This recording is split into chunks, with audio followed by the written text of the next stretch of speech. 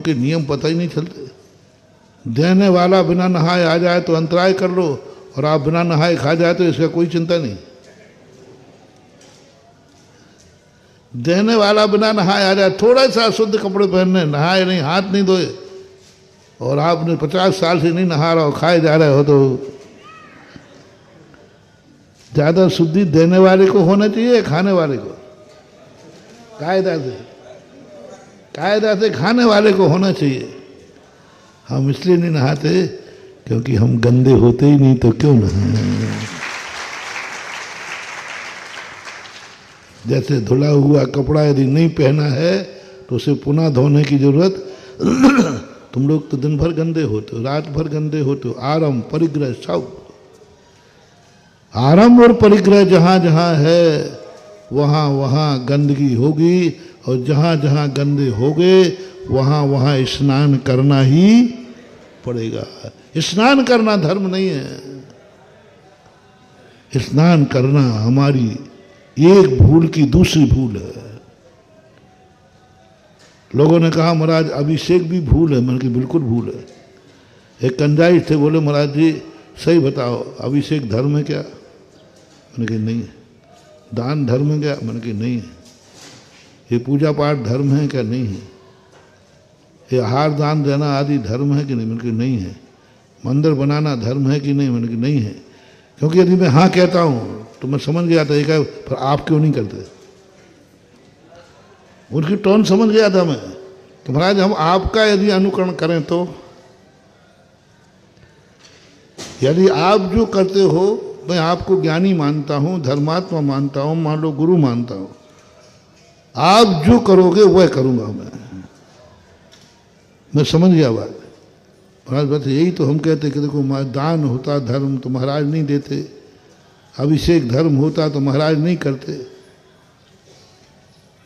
पूजा पाठ धर्म होता तो महाराज नहीं करते।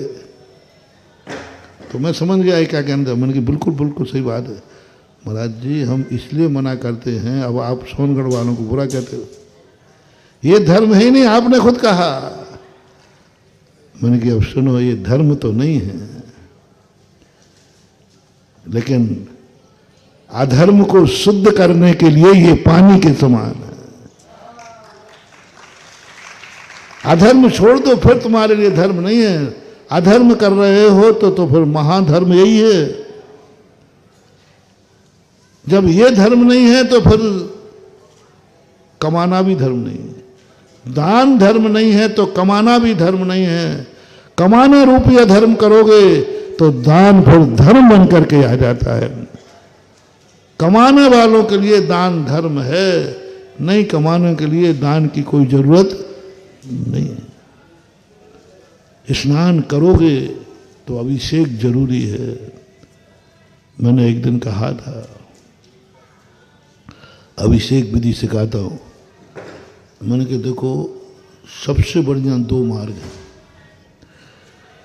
अभिषेक नहीं करना है, कौन इस झगड़े में पड़े, स्नान करना बंद कर दो।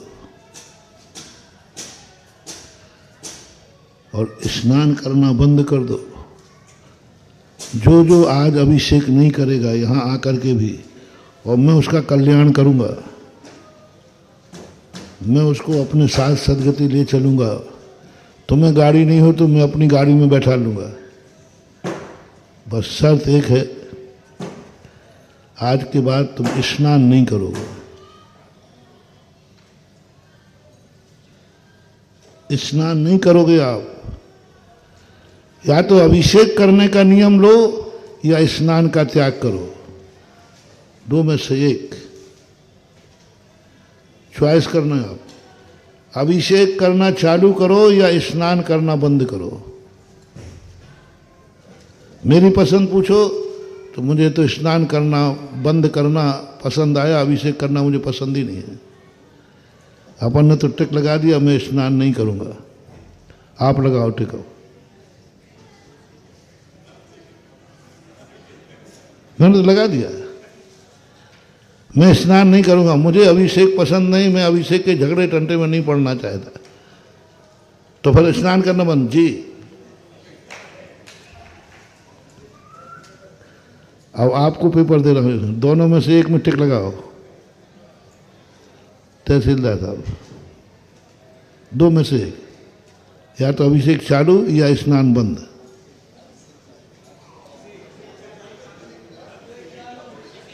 दो में से एक, तीसरा तो कोई रास्ता नहीं, तीसरा तो फिर तीसरा है, तीये की बैठक है।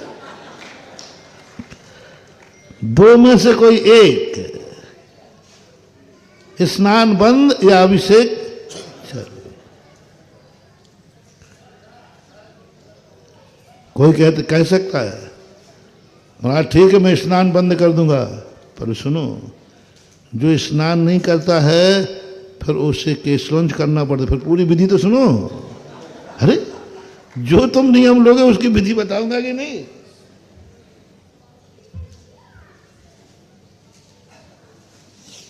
मानो किसी ने कहा महाराज मैं अभिषेक करूंगा, तो विधि बताओ, यही होगा ना। महाराज जी मैं अभिषेक का नियम लेता हूं, अब आप बताओ विधि कैसे। अब तुमने कहा मैं अब स्नान नहीं करूंगा, तो पूछो महाराज स्नान नहीं करने की विधि क्या है। जैसे अभिषेक कौन कर सकता है? कोई भी अभिषेक कर सकता है।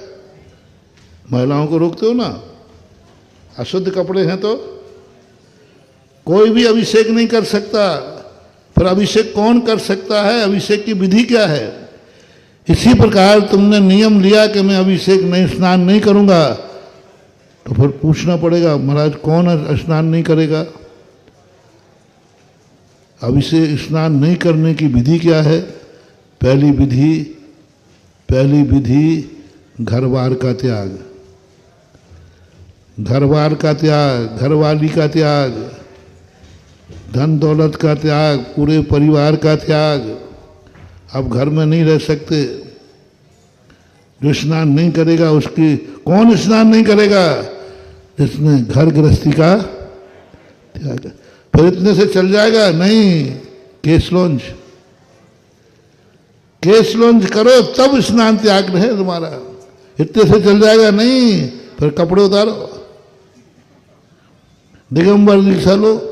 इतने से चल जाएगा? नहीं, 28 मूल गुण धारण करो, पिछी कमंडल हाथ में लो। यानी मुनि बने बिना तुम स्नान का नियम लेते हो, बर्बाद हो जाओगे, महान पाप के भागीदार हो।